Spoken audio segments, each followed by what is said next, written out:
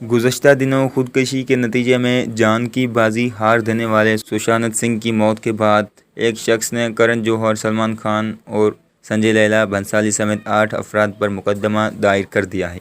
हिंदुस्तानी media के मुताबिक सुधीर कुमार ओझा नामी एक एडवोकेट ने इन 8 शख्सियत के खिलाफ दफ़ा 504, 109, 308 और 506 के तहत मुकदमा दर्ज करवाते हुए मौक़िफ़ अपनाया कि इन शख्सियत ने एक साजिश के तहत सुशांत सिंह को खुदकुशी पर मजबूर किया और ये खुदकुशी एक कत्ल है।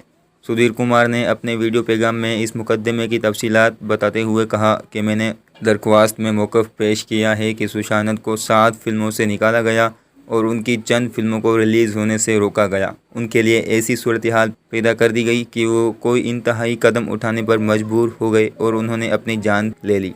सुधीर ओझा ने मुकदमे में सलमान खान, करण जौहर, संजय लीला भंसाली और एकता कपूर समेत बॉलीवुड के 8 मशहूर शख्सियत पर इल्ज़ाम आयद किए और उन पर IPC की मुख्तलिफ दफ़ात के तहत मुकदमा दर्ज करने की दरख्वास्त की है। इस मुकदमे के जवाब में हिदायतकार एकता कपूर का कहना था कि सुशांत को फिल्म में कास्ट न करने का मुकदमा दर्ज करने का शुक्रिया। हालांकि सुशांत को इंडस्ट्री में लॉन्च मैंने किया था। मैं ऐसे ख्यालात फैलाने वालों की वजह से बहुत परेशान हूँ। इसमें कोई सच्चाई भी नहीं है। खुदारा सुशांत के घर वालों को सुकून से सोग मनाने दें, सच सामने ज़रूर आएगा।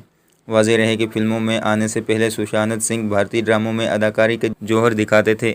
उन्हें पहली बार किसी ड्रामे में अदाकारी का मौका देने वाली हिदायतकार एकता कपूर थीं, जिन्होंने 2008 में सुशांत सिंह को ड्रामा सीरियल किस देश में है मेरा दिल में कास्ट किया था।